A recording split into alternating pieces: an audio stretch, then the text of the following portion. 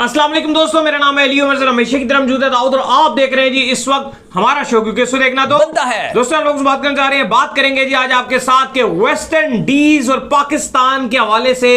पाकिस्तान के लिए एक और बुरी खबर आ रही है। सेकंड टेस्ट मैच से पहले क्या बुरी खबर है वो आप लोग से शेयर करेंगे। अरशद नदीम जो है वो कोलैप्स कर गए हैं भाई। पाकिस्तान के स्टार बने थे एक टाइम पर, बड़ी शानदार किस्म की विक्ट्रियां हासिल की थी, लेकिन नीरज चोपड़ा ने दोबारा से कमबैक किया है। इवन इंजरीज के बावजूद जो है सिल्वर ले जाने में कामयाब हुए हैं और अरशद नदीम नेड़े नेड़े भी नहीं लगे नीरज चोपड़ा के। क्या स्टोरी है वो आप लोग को शेयर करेंगे और शाहीन शाह अफरीदी के हवाले से बात करेंगे कि शाहीन शाह अफरीदी जो है वो लंका प्रीमियर लीग जो है वो छोड़ गए हैं, वो भी आपको बताएंगे। तो अगर आपने हमारे चैनल पर पहली बार आए चैनल को अभी सब्सक्राइब करें, साथ के बेल आइकन बजाना। तो बात का आगाज करते हैं नंबर 1 खबर के साथ जो हमारे पास आ रही है और वो आ रही है वेस्ट इंडीज के हवाले से। तो भाईजान वेस्ट इंडीज और पाकिस्तान के दरमियान जो है वो सेकंड टेस्ट मैच जो होने जा रहा है और पाकिस्तान एक बार फिर से मुश्किलात का शिकार हो सकता है, क्योंकि वेस्ट इंडीज जो है वो डेड रबर विकेट बनाने जा रहा है और वेस्ट इंडीज की पूरी कोशिश है दाऊद साहब इस टेस्ट सीरीज को जीता जाए। देखिए बिल्कुल खबर ये आ रही है कि कल से पाकिस्तान और वेस्ट इंडीज के जो टेस्ट मैच शुरू हो रहा है, वेस्ट इंडीज ने तैयारी कर ली है और तैयारी ये उन्होंने किया कि वो अब पाकिस्तान और वेस्ट इंडीज का जो second match Trinidad and Tobago में खेला जा रहा है उसकी फ्लैट विकेट बनाने जा रहे हैं। उसका नुकसान क्या होगा, पाकिस्तान को हर हाल में जीत चाहिए और नतीजा खेज टेस्ट मैच चाहिए, हार हो या जीत हो। ड्रॉ का मतलब भी पाकिस्तान के लिए हार ही है और ऐसे में अगर वेस्ट इंडीज इस तरह का विकेट बनाकर देता है जो कि ड्रॉ की तरफ जाएगा ये मैच, तो पाकिस्तान के लिए इंतहाई चीजें खराब हो जाएंगी और ये डिसअपॉइंटमेंट रहेगी। इसलिए हम कह रहे थे कि पाकिस्तान को पहला टेस्ट मैच जो कि बिल्कुल जीते हुए थे, 200 का टारगेट था, वो आपको जीतना चाहिए था ताकि वेस्ट इंडीज इस तरह की हरकत ना करता। और वेस्ट इंडीज ने पहली बार नहीं किया, अभी इनकी श्रीलंका के साथ भी सीरीज थी और 23 साल से इन्होंने श्रीलंका को नहीं हराया था टेस्ट मैचेस में, टेस्ट सीरीज में।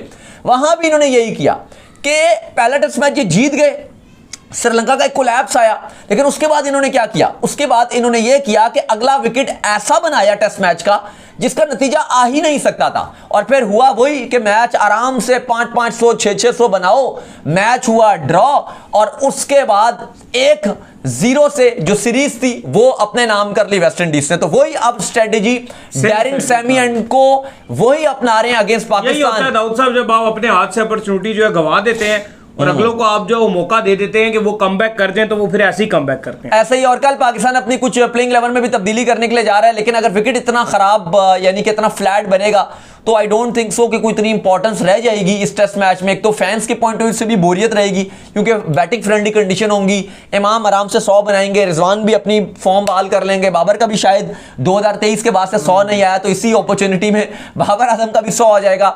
लेकिन पाकिस्तान के लिए कोई एक अच्छी चीज नहीं है। जो पाकिस्तान लगातार हार ओवरसीज में ले रहा है वो पाकिस्तान को ये मैच ड्रॉ हो जाएगा और सीरीज वेस्ट इंडीज अपने नाम कर लेगा। कल सऊद, अब्दुल्ला शफीक और साजिद खान में से तीनों को भी मौका मिल सकता है और 2 को भी मौका मिल सकता है। कल पाकिस्तान 2 से 3 तब्दीलियां करने के लिए जा रहा है। खैर इसके बाद जो अपडेट आ रही है जी हमारे पास वो आ रही है अरशद नदीम के हवाले से। तो भाईजान अरशद नदीम पाकिस्तान की आन थे, पाकिस्तान की शान थे।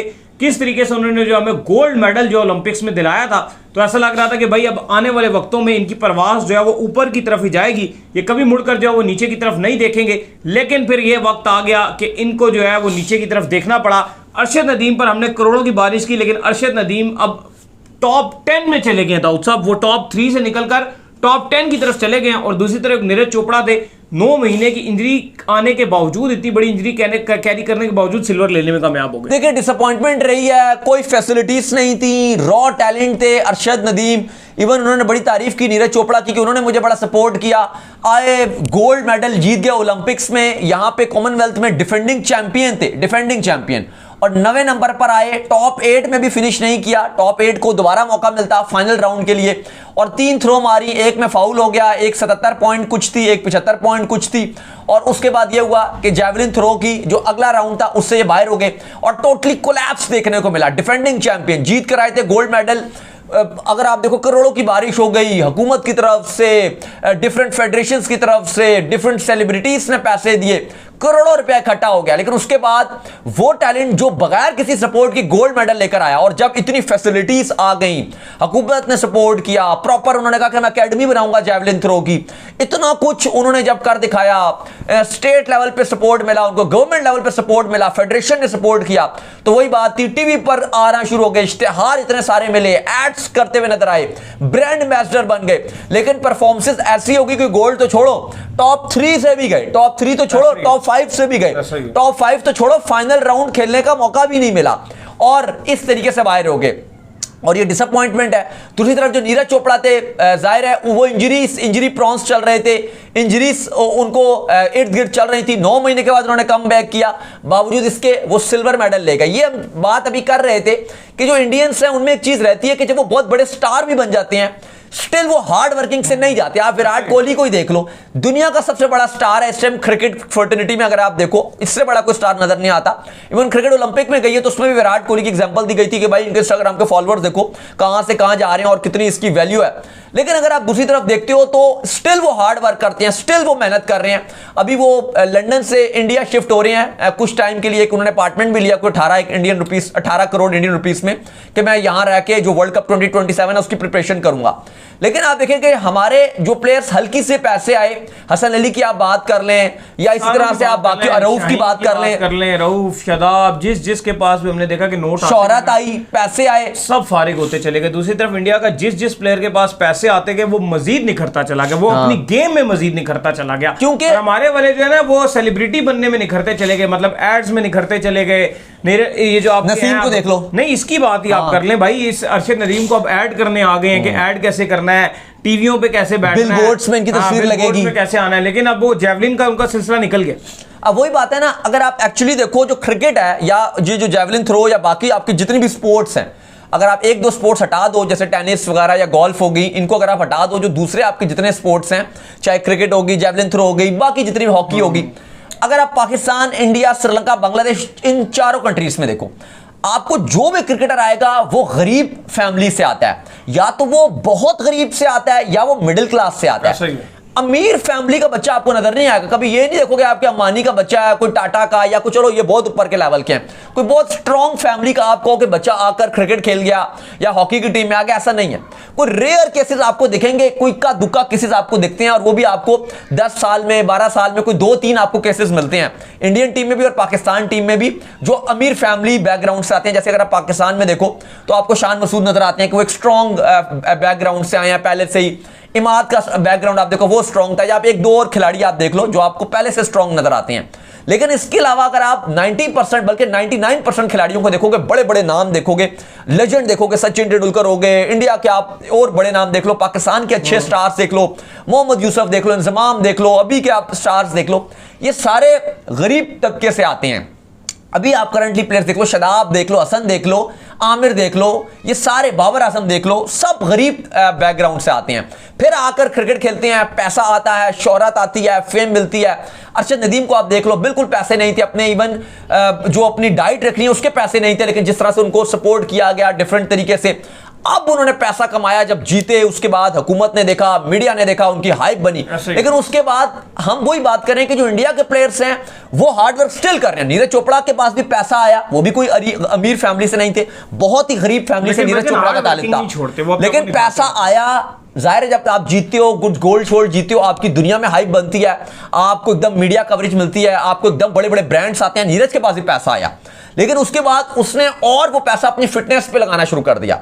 लेकिन अरशद नदीम बिल्कुल ही हट गए, और इवन ये भी बिल्कुल गरीब तबके से आए थे। लेकिन आप देखो इस टाइम बात ये नजर आ रही है कि बिल्कुल हमारे जो प्लेयर्स हैं वो कोलैप्स कर जाते हैं, और इस टाइम अरशद नदीम कोलैप्स कर गए हैं। अब जाहिर है पहले काफी शिकायत भी करते थे लोग कि भाई बाकी स्पोर्ट्स को क्रिकेट के अलावा हाईलाइट करने का मौका नहीं मिलता, मीडिया कवरेज नहीं मिलती। अब आप देखो इवन वो हारे भी हैं क्योंकि पहले वो जीत कर आए थे, तो अब उनकी हर कोई बात कर रहा है, टीवी, अखबार, डिजिटल मीडिया, सोशल मीडिया, सब ने अरशद नदीम को कवरेज दिया। वो जाहिर है नेगेटिव तो होगा ही होगा क्योंकि जब आप हारे हुए हो, लेकिन ये डिसअपॉइंटमेंट है। खैर इसके बाद जो हमारे पास अपडेट आ रही है वो आ रही है शहनशाह अफरीदी के हवाले से।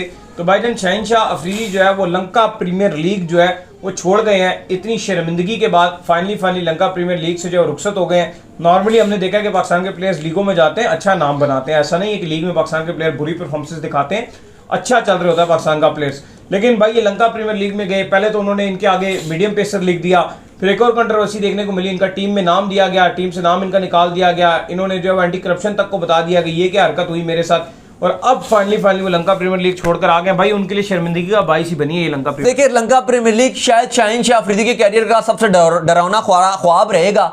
अभी इन्होंने छोड़ दिया और रीजन बताया कि पर्सनल रीजंस है। पर्सनल रीजंस कुछ भी हो सकते हैं कि भाई मेरा दिल नहीं कर रहा, बस मैं जाना चाहता हूं, कोई भी रीजन हो सकता है, लेकिन पर्सनल रीजंस की वजह से शाहीन शाह अफरीदी लंका प्रीमियर लीग से वतन वापस आ रहे हैं और वो छोड़ गए। और ये ठीक भी है क्योंकि जिस तरह की उनकी परफॉर्मेंस चल रही थी, वहां पे 3 ओवर्स करवाए जाते थे, कभी 43 रन खा रहे हैं 3 ओवर में, कभी 40+ रन खा रहे हैं, चौथा ओवर करवाने की भी नौबत नहीं आ रही थी, बेंच पे बैठ रहे थे, कभी नाम नहीं दिया जा रहा था। और शाहीन शाह अफरीदी यकीनन तौर पे पछता ही रहे होंगे कि मैं पाकिस्तान का ओडीआई का कप्तान हूं, पहले मेरी अच्छी फॉर्म नहीं चल रही थी और अब जो लंका प्रीमियर लीग में मेरा कॉन्फिडेंस गिरा है, ये मेरे लिए और भी नेगेटिव जाएगा। और मुझे लगता है कि ये शाहीन शाह अफरीदी के कैरियर का नया डाउनफॉल आएगा, क्योंकि अब आपकी जो अपकमिंग ओडीआई सीरीज है जिसमें शाहीन कप्तान भी है, जिसमें आपकी सबसे बड़ी series tri nation ODI series है और वो पाकिस्तान में, और अगर शाहीन शाह अफरीदी वहां पर भी कोलैप्स करते हैं, वहां पे अच्छा नहीं करते, तो फिर शाहीन शाह अफरीदी के लिए पाकिस्तान टीम की कप्तानी संभाले रखना 2027 के वर्ल्ड कप तक बिल्कुल भी आसान नहीं लग रहा। तो ये काफी खराब परफॉर्मेंस रही है लंका प्रीमियर लीग में, हर मैच उनका खराब रहा है, इक्का दुक्का में कहीं उन्होंने बेहतर बॉलिंग किया,